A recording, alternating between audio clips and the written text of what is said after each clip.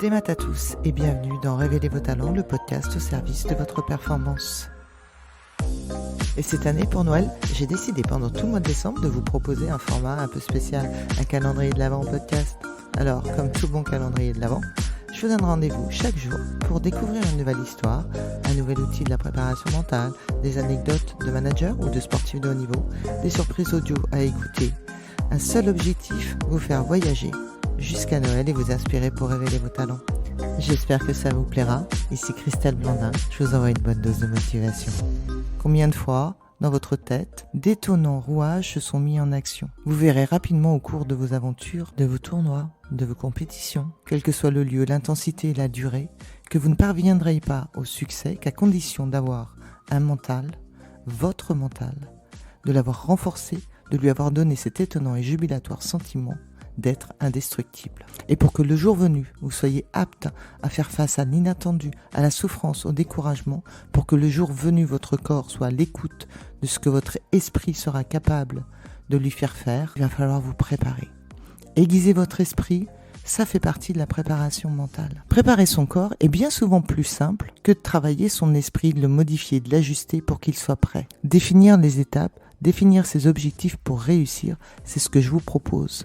En écoutant une médaillée olympique qui a eu la gentillesse de partager son expérience sur la fixation des objectifs, le pourquoi, le comment, lors de ses entraînements. Je vous laisse découvrir les propos de Astrid Guyard et je vous retrouve tout de suite après.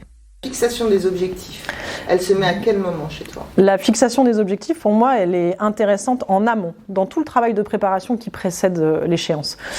Au moment de l'entraînement, c'est-à-dire qu'à un entraînement, je me fixe un objectif de qu'est-ce que je veux travailler tactiquement, physiquement, mentalement, techniquement. Je me fixe cet objectif, je déroule mon entraînement. Comment ça s'est passé ? Est-ce que j'ai réussi à atteindre les objectifs que je m'étais fixés ? Oui, pourquoi ? Non, pourquoi ? Qu'est-ce que j'ai ressenti ? Qu'est-ce que je vais travailler au prochain entraînement ? Et en fait, c'est une méthodologie des petits pas, où en fait on monte marche après marche pour atteindre son objectif final. Et l'objectif final, c'est bien cette échéance, c'est le jour J, c'est le fait de revenir médaillé aux Jeux Olympiques. Donc Tokyo 2021, en 3 mots, c'est quoi ? C'est de la passion, de la détermination et de l'engagement. C'est tout pour aujourd'hui. Je voulais partager avec vous ce message sur la préparation mentale. Aiguisez votre esprit, définissez vos objectifs, multipliez le temps à l'entraînement avec des objectifs, c'est vous donner un maximum de confort pour réussir en compétition. Allez, à vous de jouer maintenant.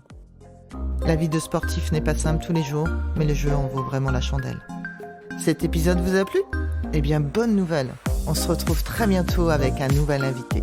En attendant, si vous souhaitez continuer à être l'architecte de votre réussite, rejoignez la communauté K Mental et Performance sur Instagram, Facebook ou www.mentalesperformances.bzh.